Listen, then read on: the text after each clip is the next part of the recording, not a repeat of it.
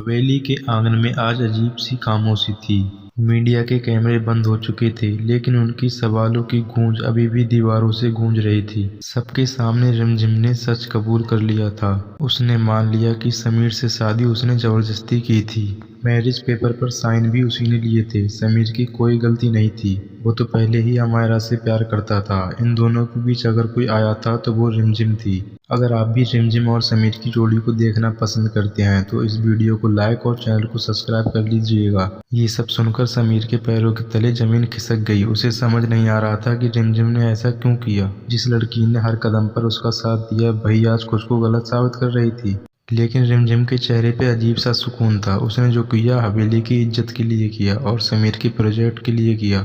वो चाहती थी कि समीर पर कोई दाग न लगे। सच बोलने के बाद रिमझिम ने फैसला कर लिया, अब इस रिश्ते का कोई मायने नहीं रहे। उसने अपने भाई अभी का हाथ थामा और चुपचाप हवेली से जाने लगी। और उसने अपने सूटकेस में कपड़े एक एक करके रखने लगे। हर कपड़े के साथ जुड़ी यादें उसकी आंखों को नम कर रही थीं। इस बार उसने आंसू पोंछ लिए। अब कमजोर नहीं पड़ना था। उधर समीर अपने कमरे में बैठा था। मन में तूफान चल रहा था। उसे लग रहा था सब कुछ अचानक खत्म हो गया। एक तरफ अमायरा का प्यार था तो दूसरी तरफ रिमझिम का त्याग। वो समझ नहीं पा रहा था कि आखिर क्या करूं। तभी उसे अचानक पता लगा कि रिमझिम हवेली छोड़कर जा रही है।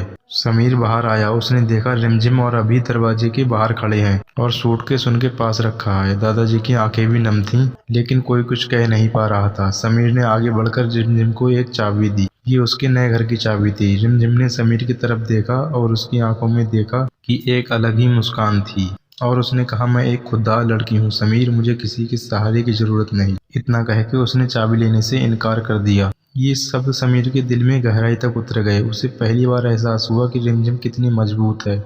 वो किसी पर बोझ नहीं बनना चाहती। वो अपनी शर्तों पर जीना चाहती है।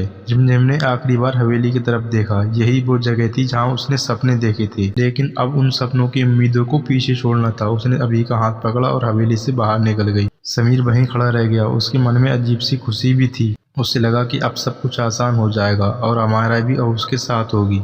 लेकिन जैसे ही रिमझिम हवेली से दूर गई, उसके दिल में खालीपन सा उतर आया। और जब वो वापस कमरे में गया तो हर चीज रिमझिम की याद दिलाने लगी। उसकी हंसी, उसकी आवाज, उसका गुस्सा, सब कुछ। रात भर समीर सो नहीं पाया। बार बार वही सवाल मन में उठता रहा, क्या सच में वो रिमझिम को गलत साबित करना चाहता है? अगर वो गलत थी तो उसने खुद को सबके सामने गलत साबित क्यों किया? और उसने मेरे लिए इतना बड़ा त्याग क्यों किया? सुबह होते होते समीर के दिल में ये ख्याल आया कि कहीं मैं भी तो रिमझिम से प्यार नहीं करने लगा। शायद उसे ये एहसास पहले नहीं हुआ, लेकिन अब जब वो जा चुकी थी तो उसे उसकी कमी चुभने लगी। उधर स्टेशन पर रिमझिम और अभी ट्रेन का इंतजार कर रहे थे।